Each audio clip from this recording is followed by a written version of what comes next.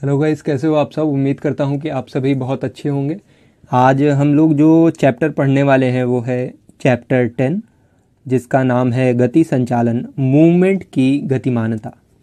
जैसा कि आप सभी को पता है कि मैं इस यूट्यूब चैनल पर ये एक बुक है, अभिनय की भारतीय पद्धति, प्रसन्ना द्वारा लिखित है, अनुवादित है रविंद्र त्रिपाठी द्वारा।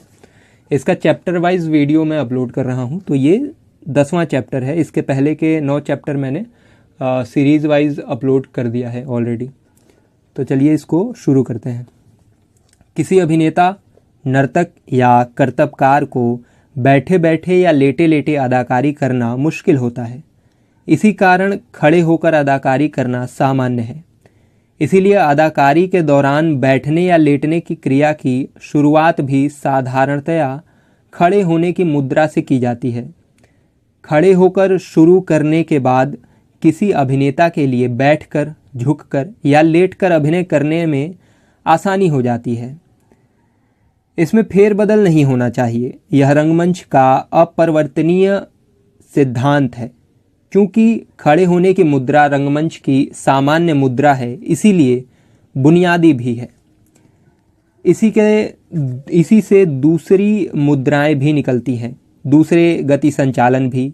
मिसाल के लिए नटराज की मुद्रा। ये मुद्रा शरीर के केंद्र के महत्व को सामने लाती है।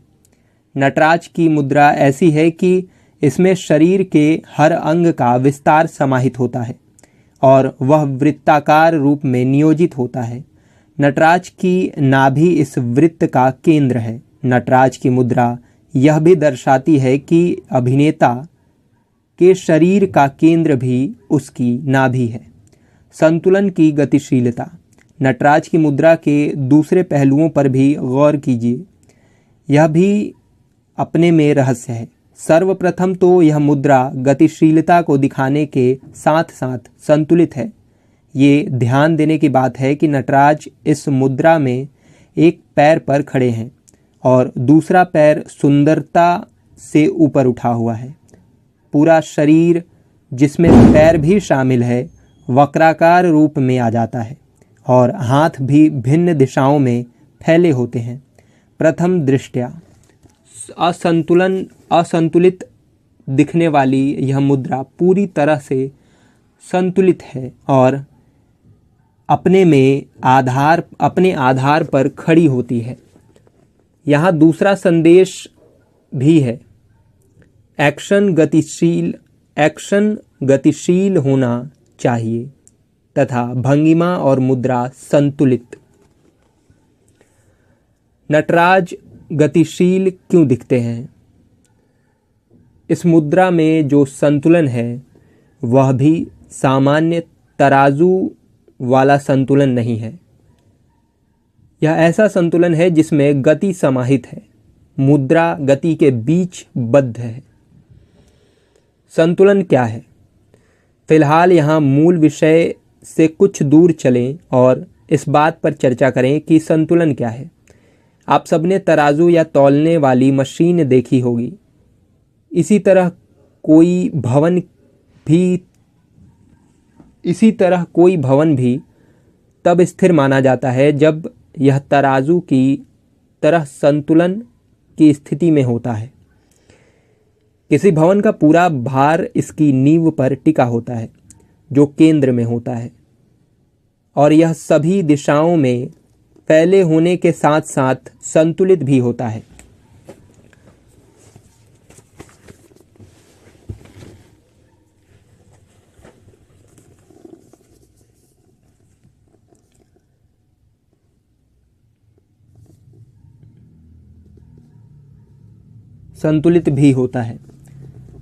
राष्ट्रपति भवन का उदाहरण लें या संसद भवन का, सब में यही है। एक दूसरी तरह का संतुलन भी है जो अचल रहता है, यानी गतिशील नहीं दिखता पर स्थिर रहता है। पहाड़ और पर्वत ऐसे ही होते हैं। किसी पहाड़ी के नीचे का हिस्सा चौड़ा और फैला हुआ होता है और ऊपर की चोटी संकरी और पतली। इस वजह से इसका भार मजबूती के साथ जमीन पर टिका होता है और समान रूप से विस्तारित होता है। इसीलिए कोई पहाड़ी या पहाड़ किसी भवन की तुलना में अधिक स्थिर मालूम होते हैं, भारी और टिकाऊ भी। अब इनकी तुलना मानव शरीर से बनी मुद्राओं से करें। आसन में बैठे बुद्ध की मुद्रा को ही लीजिए। यह पहाड़ी की तरह दिखती है, नीचे फैला व पसरा हुआ और ऊपर संकरा होता हुआ। इसकी तुलना नटराज की मुद्रा से करें तो मालूम होता है कि आसन लगाए बुद्ध पहाड़ी की तरह स्थिर हो लगते हैं तो नटराज गतिमान दिखते हैं। दोहरी मुद्रा। अभिनेता को सामान्य रूप से अपने पैरों पर सीधे सीधे नहीं खड़ा होना चाहिए, यानी शरीर का पूरा भार दोनों पैरों पर समान रूप से नहीं होना चाहिए, क्योंकि अभिनेता को दोनों दुनियाओं को व्यंजित करना होता है। एक दुनिया होती है व्यक्ति या चरित्र का आंतरिक संसार और दूसरी होती है दर्शकों से भरा प्रेक्षागृह। अभिनेता को इन दोनों संसारों के साथ तादात्म्य बनाना होता है। बिना अपने पैरों को हिलाए अभिनेता को सिर्फ अपने शरीर के ऊपरी हिस्से को हिलाना चाहिए। यह अपने में गति संचालन यानी मूवमेंट है भी नहीं भी, एक प्रकार का दोहरापन है जिसे अभिनेता को साधना होता है, और यही दोहरापन मूल रूप से अभिनेता की भंगिमा या मुद्रा को भी निर्धारित करता है। नटराज की भंगिमा या मुद्रा इस दोहरेपन का रूपक है। इस भंगिमा में उठा हुआ एक पैर गति संचालन के लिए है और दूसरा स्थिर अभिनय के लिए, और इस भंगिमा के तहत दोनों हाथों या अभिनय के लिए दोनों हाथों का अभिनय के लिए उपयोग होता है, भिन्न प्रकार से और अलग तरह की अदाकारी दिखाने के लिए। और इस तरह की जटिल भूमिका निभाने के बावजूद सारा काम संतुलन और सुंदर ढंग से निष्पादित होता है। अभिनेता का खाका। अभिनेता अपनी भंगिमा को एक खाके प्रोफाइल में साधता है। खाका यानी प्रोफाइल क्या है? दरअसल खाके के तहत अभिनेता जिस मुद्रा में खड़ा रहता है उसमें एक पैर पर अधिक और दूसरे पैर पर शरीर का बोझ कम होता है।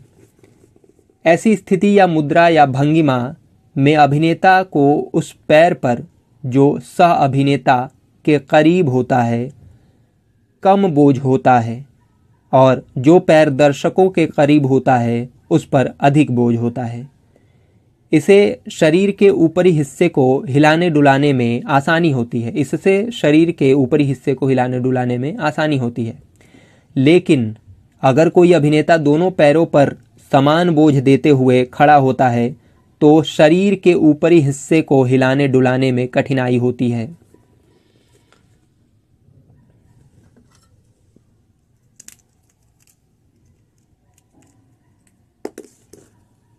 मैं थोड़ा नोट कर लेता हूँ क्योंकि ये थोड़ा इम्पोर्टेंट है हमारे लिए भी।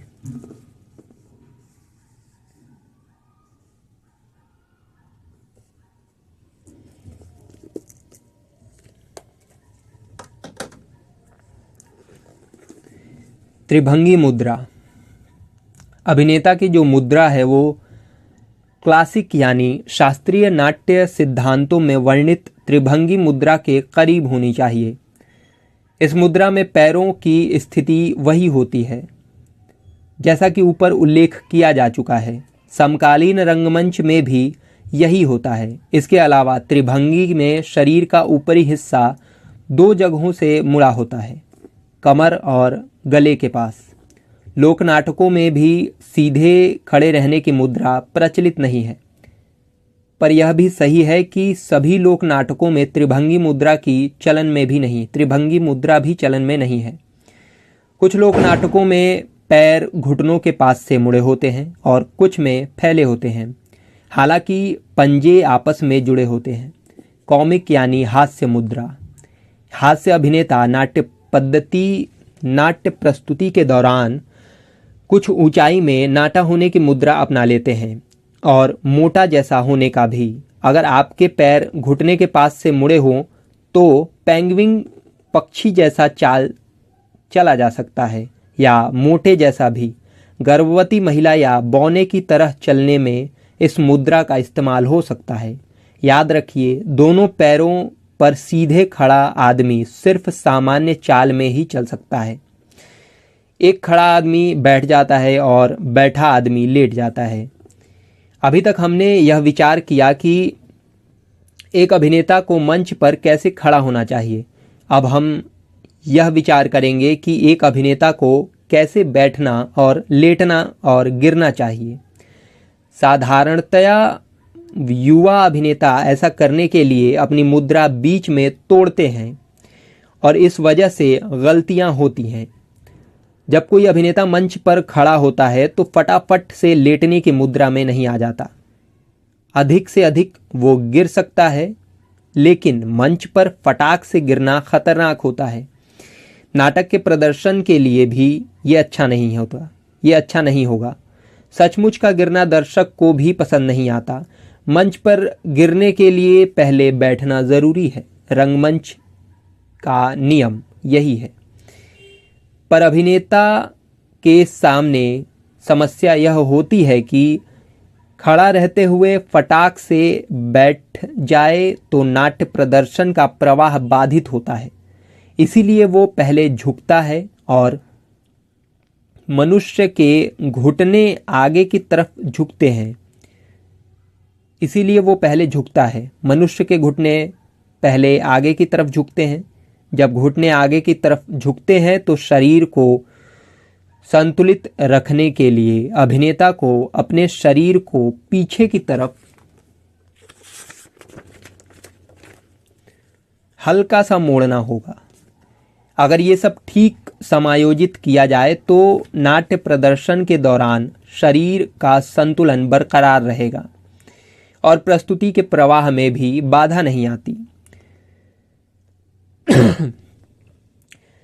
इस प्रक्रिया का पालन करें तो बैठने के लिए हाथों के सहारे की जरूरत भी नहीं पड़ती। सिद्धांत यही है। हालांकि व्यवहार में इसके अलग अलग ढंग भी प्रयोग में लाए जा सकते हैं। इनमें एक ढंग ये भी है कि पहले घुटने को जमीन से सटाएं, फिर शरीर का ऊपरी हिस्सा नीचे आता है और पैरों पर टिक जाता है। एक और अलग ढंग यह है कि शरीर के ऊपरी हिस्से को पैरों पर न लाएं और आधा खड़ा वाली हालत में रहें। आप अपने शरीर को इस तरह नीचे ला सकते हैं कि नितंबों के सहारे धम से बैठ सकते हैं। हालांकि ये थोड़ा अजीबो गरीब लगेगा, लेकिन ऐसे में झटका लगने का भी खतरा रहता है। गिरना। वैकल्पिक रूप से आप नीचे आने से पहले शरीर के ऊपरी हिस्से को घुमा सकते हैं और अपने दाएं या बाएं पहलू में भी बैठ सकते हैं। यह भी गिरने का आभास करा सकता है। अच्छा, वैकल्पिक रूप से आप नीचे आने के पहले शरीर के ऊपरी हिस्से को घुमा सकते हैं और अपने दाएं या बाएं पहलू में बैठ सकते हैं। ये भी गिरने का आभास करा सकता है। इसके लिए आपको अपनी कोहनी का प्रयोग करना पड़ता है। यदि आप खतरनाक तरीके से गिरने का आभास कराना चाहते हैं तो लुढ़कते हुए गिर सकते हैं। इससे दर्शकों को यह लगेगा कि आपको फेंका गया है। तुगलक नाटक में एक दृश्य है। इसमें तुगलक नमाज अदा कर रहा है। ऐसा करते हुए अभिनेता को अपने दोनों हाथ आपस में जोड़ने पड़ते हैं और घुटने के बल बैठना पड़ता है। नमाज के वक्त ये सब इस तरह करना होता है कि तहजीब बरकरार रहे। बैठने की क्रिया इस तरह होनी चाहिए कि हाथों को आगे करने के बाद घुटनों के बल बैठने और फिर दुआ पढ़ने में किसी तरह की बाधा न पड़े। ऐसा तभी संभव है जब आपको तकनीक पर पकड़ हो। मंच पर गिरना एक तरह से क्लेशकारी है, क्लेशकारी है, लेकिन अभिनेता के लिए यह कई बार ज़रूरी होता है। इसीलिए याद रखें कि अपने घुटनों को आराम से मोड़ें और ऐसा करते वक्त आपको उनको सख्त न करें, घुटनों को सख्त न करें। और ये भी याद रखें कि आपको सचमुच में नहीं गिरना है, आपको सिर्फ आभास कराना है कि गिर रहे हैं। बैठने के लिए भी इसी तकनीक का प्रयोग करें। यहाँ पे चैप्टर 10 ख़त्म हो चुका है। उम्मीद करता हूँ कि आप लोगों को समझ में आया होगा और 15 मिनट में ये ख़त्म हो गया और इसके आगे का चैप्टर कल अपलोड होगा। और जो भी सवाल हो वो आप कमेंट सेक्शन में पूछ सकते हैं। सब्सक्राइब कर लीजिए, वीडियो को लाइक कर दीजिए। वीडियो को यहीं पे बंद करते हैं। Thank you.